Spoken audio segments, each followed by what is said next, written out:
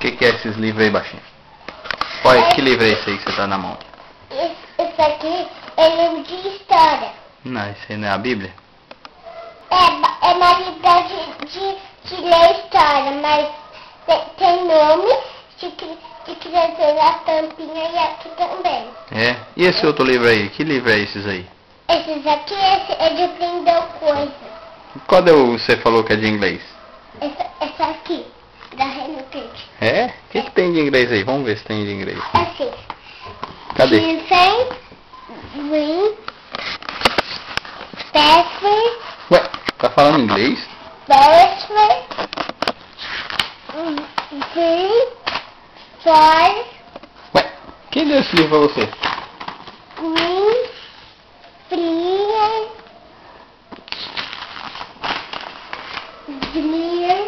fly, Cuidado pra não fraturar o osso da língua.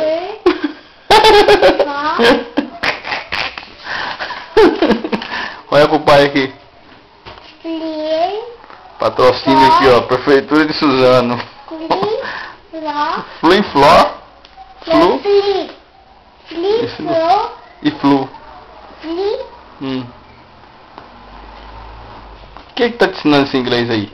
Eu faço sozinho. Sozinha? Flim? Tá escrito aqui, ó. Aonde tá escrito aí? Fim. Fim? Vixi. Olha pro pai aí, fala aí. Flim. Fala em inglês aí pro pai. Flim. Tá. E cadê os livros de estudar? Cadê? Esses aqui de estudar. Mas Raquel, você estuda com o livro da Mônica? Uhum. Ué, que isso aí? Isso aí já tá alguma coisa errada. Ué? Vince? Plim? E esse aqui? Que é esse aqui? O livro de que jacaré fez esse? Pai, você sabe ler? Eu sei não, tô aprendendo ainda. Mas você não falou que sabe? Eu falei nada. Falou sim. Falei nada não. Falou sim. Que eu vi você falando uma vez. É? Uhum. E o que tá escrito aí? Tá escrito assim. Sim. Agora tava de dia.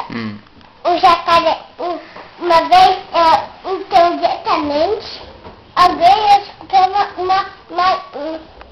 Um negócio. Um trem. uma voz. Aí, Aí falou assim.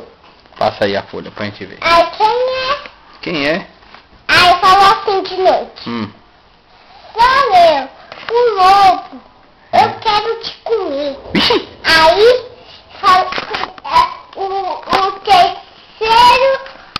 o terceiro bichinho, leãozinho, o bichinho passarinho, correu pra casa do macaquinho.